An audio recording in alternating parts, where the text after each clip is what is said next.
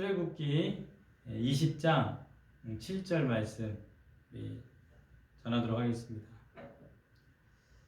그 세 번째 계명이 이렇게 한 줄이고 좀 여호와의 이름 함부로 부르지 말라 이렇게 단순하게 보이지만 그 정도로 쉽게 넘어갈 본문은 아닙니다. 예수님이 그 가르쳐 주신 기도에 보면은 하늘에 계신 우리 아버지여 부른 다음에 첫 번째가 이름이 거룩히 여김을 받으시오며 그 이름이 거룩해지기를 간절히 바라는, 그래서 그 하나님의 이름의 그 중요성을 알려주고 있습니다.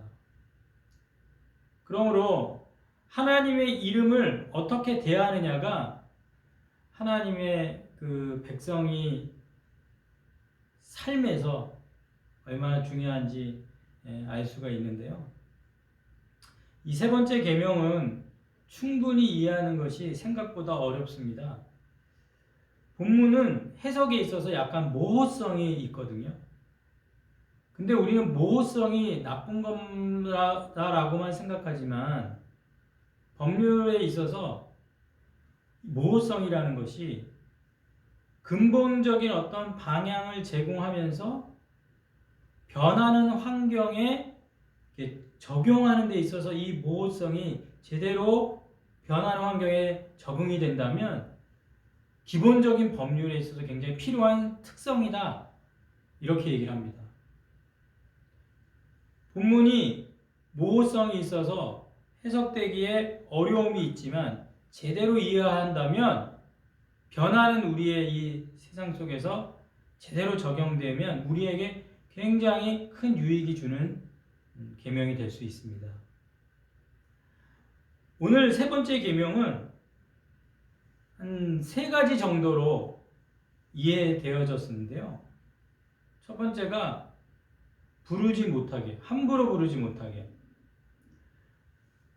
구약에는 하나님의 이름이 있었는데 그 하나님의 이름이 이렇게 딱 나오면 그 이름을 그대로 부르지 못하니까 나의 주님, 그래서 아도나이 이렇게 부르고 아도셈 이렇게 불렀습니다. 부정한 인간의 입술에서 하나님의 거룩한 이름을 함부로 불러서 올려서는 안 된다. 그런 의미가 깔려 있기 때문에 그런 함부로 부르지 마라라는 정도의 계명으로 세 번째 계명을 이해할 것인가.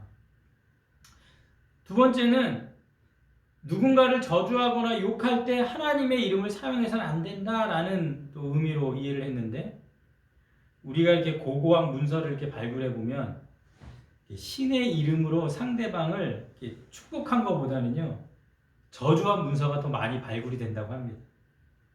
그러니까 그 이름에 신의 어떤 능력과 힘이 있어 함축되어 있기 때문에 그걸 막 사용하려고 하는 거 아니겠습니까?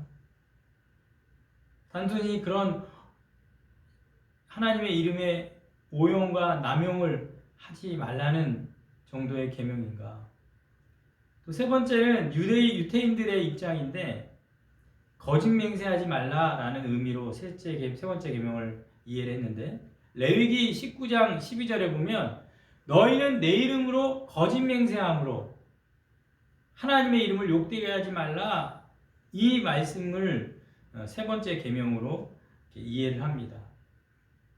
그렇다면 오늘 우리가 이 본문의 단어적인 의미를 좀 더 정확하게 한번 살펴보겠습니다. 오늘 그 7절에 부르지 말라 이렇게 되어 있는데 이 의미는 들어 올리다, 어떤 그런 의미를 가지고 있습니다. 들어 올리다. 그리고 이 단어가 더 근본적인 의미, 그 나사라는 그 의미를 좀 더 보면 어떤 이름을 담다, 이름을 매다, 그래서 소유권을 의미하는 의미를 가지고 있습니다. 하나님은 예배드려지는 곳에 그의 이름을 두셔서 또 세귤라, 자기 소유된 백성 안에 그 이름을 두셔서, 그러니까 담고 매다라는 의미 안에는 소유권을 가지고 있습니다. 우리가 좋아하는 말씀 이사야서 43장 7절, 너는 두려워하지 말라. 내가 너를 지명하여 불렀는데 너는 내 거다. 그러니까 물 가운데 지날 때도 내가 너와 함께하고 강을 건널 때도 물이 너를 침범하지 못하고 불 가운데 지날 때도 타지 아니할 거고 불꽃이 너를 사르지 못할 거다. 나는 여호와 하나님이다. 너는 내 눈에 보배로운 존귀하고 내가 너를 사랑했기 때문에 내가 너를 지었고 내가 너를 만들었기 때문에 내 이름으로 불려지는 자들이다. 어떻습니까? 하나님의 이름 안에 우리에게 그 이름을 담고 매게 하셔서 하나님의 소유가 된 자들의 어떤 합당한 상태. 그렇기 때문에 우리가 하나님의 이름을 소유하고 가지고 있는 자들의 어떤 삶 전체를 오늘 세 번째 계명은 우리에게 말해주고 있는 겁니다. 단순히 언어적으로 하나님의 이름을 함부로 부르지 말라라는 정도가 아니라 하나님의 소유된 이름을 지고 메고 살아가는 자의 합당한 삶을 살아가라. 그런 더 전반적이고 포괄적인 명령이 바로 세 번째 계명의 의미라는 것입니다. 시편 24편 4절에 보면 여호와의 산에 오를 자가 누구며 그 거룩한 곳에 설 자가 누구인가 이렇게 물어봅니다. 누가 하나님 앞에 서겠느냐? 손이 깨끗하며 마음이 청결하며 뜻을 허탄한 데 두지 아니하며 거짓 맹세하지 아니하는 자로다. 하나님의 이름을 소유한 하나님의 이름으로 불려지는 백성이 손이 깨끗하고 마음이 청결하고 뜻을 허탄한 데 두지 아니하고 거짓 맹세하지 아니할 때 그 하나님의 이름에 합당한 상태다. 우리가 믿는 자로서 행하는 방식, 말하는 방식에 있어서 하나님의 이름을 높이지 못한다면 하나님의 이름과 나 자신을 관여시키지 마라. 나가서 저 예수 믿는 사람이다 이렇게 말하고 다니지 마라. 너의 행하는 방식과 말하는 방식이 하나님의 이름을 높이지 못한다면 그 이름과 너를 관여시키지 마라. 그러므로 우리는 하나님의 이름을 소유한 자로서 망령되이 일컬어지지 않는 삶을 살아야 될 줄 믿습니다. 이런 구약적인 개념은 뭐뭐 하지 마라 이렇게 얘기하지만 신약적인 개념으로 가면 긍정적으로 그 이름을 거룩하게 해라. 그래서 우리는 그 이름이 거룩해지기 위해서 내가 좀 능욕을 받고 고난을 받아도 신약 성경에서는 기뻐하라 이렇게 얘기합니다. 사도행전 5장 41절에 사도들은 그 이름을 위하여 그러니까 예수님의 이름을 위하여 능욕받는 일을 합당한 자로 여겨서 기뻐했다 그랬어요. 아, 내가 예수님 때문에 욕을 먹었네? 아, 나 이제 합당한 믿는 자구나. 야, 나는 이제 제대로 믿고 있어. 이렇게 기뻐했다라고 얘기합니다. 믿는 것 때문에 오히려 예수 이름 때문에 능욕을 받고 그것이 오히려 믿는 자의 정당성이고 올바로 믿고 있다는 증거로 이해했다는 것이죠. 베드로전서 4장 16절은 만일 그리스도인으로 고난을 받으면 부끄러워하지 말고 그러니까 그리스도인으로서 이 땅을 살면서 고난을 받으면 부끄러워하지 말고 도리어 그 이름으로 예수님의 이름으로 하나님께 영광을 돌려라. 오히려 그것 때문에 예수님의 이름이 존귀하게 되기 때문에 하나님께 영광을 돌려라 이렇게 말합니다. 우리 한국 기독교의 역사 속에 예수님의 이름을 부인하지 않기 위해서 고문받고 심지어는 죽음까지 한 순교하신 주기철 목사님 같은 그 신앙의 그런 유산이 우리에게 있지 않습니까? 우리는 단순히 하나님의 이름을 잘못 사용하고 있는 정도가 아니라 그 이름에 맞게 또 그 이름이 거룩해지도록 우리의 삶이 다 드려지기를 소망하기를 간절히 소원합니다. 그리고 오늘 이 망령되다 이 말의 의미에는 세 가지 의미를 갖고 있는데요.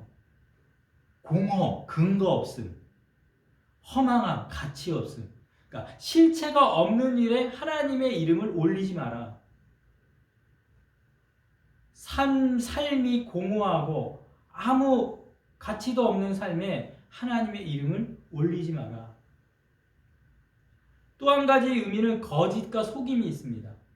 그러니까 자기가 어떤 조작된 진리의 주장을 뒷받침하기 위해 하나님의 이름을 거짓되게 사용하지 마라. 그것은 하나님을 하찮게 여기는 것이다.